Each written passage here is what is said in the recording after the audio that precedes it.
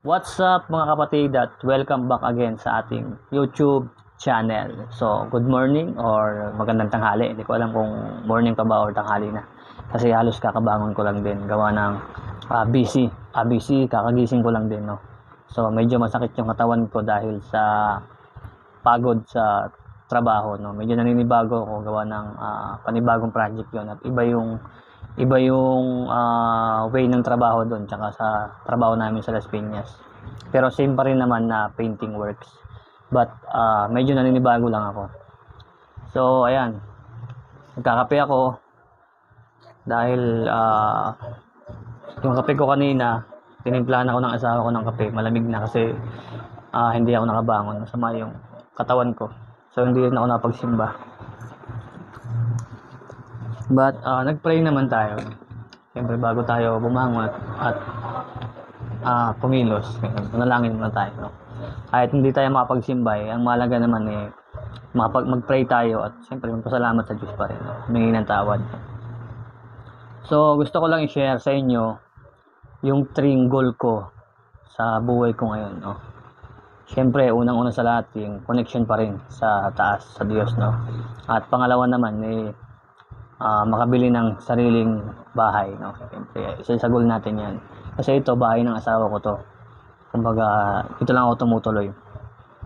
At pangalawa naman, yung umabot ako ng 10 years sa kumpanyang pinapasukan ko. But, first time kong, hindi. Ito ay pangatlong company ko nang napasukan, no? Itong pinapasukan ko ngayon. Pangatlong company nito. At dito pa lang ako nagandahan sa trabahong pinasukan ko na to. Bagamat nakakapagod at sulit naman dahil walang problema sa sahod at walang problema sa benepisyo. Kaya para sa akin, good siya. Kasi yung dating pinasukan ko, yung first time na company pinasukan ko, hindi hinulugan ng benefits ko.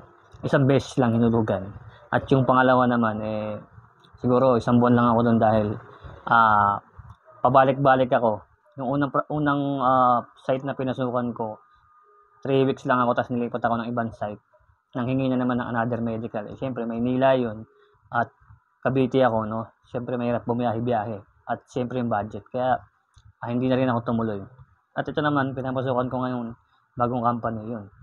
Sa awa naman ng Diyos, tumagal ako, no? Umabot na ako ng 4 months. Magka 4 months na ako. So, thanks God. Kasi, tuloy-tuloy yung trabaho namin, no? So, yun. First time ko lang makatapos ng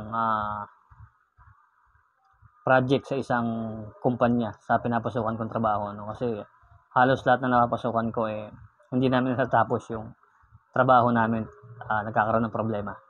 Pero ayun, kahit paano, thanks God kasi nakatapos ako ng isang project at nalipat ako sa malapit lang na project, no? So dito lang kami sa may Binyan, sa may Timbaw lang kami nalipat. Medyo malapit lang talaga sa amin.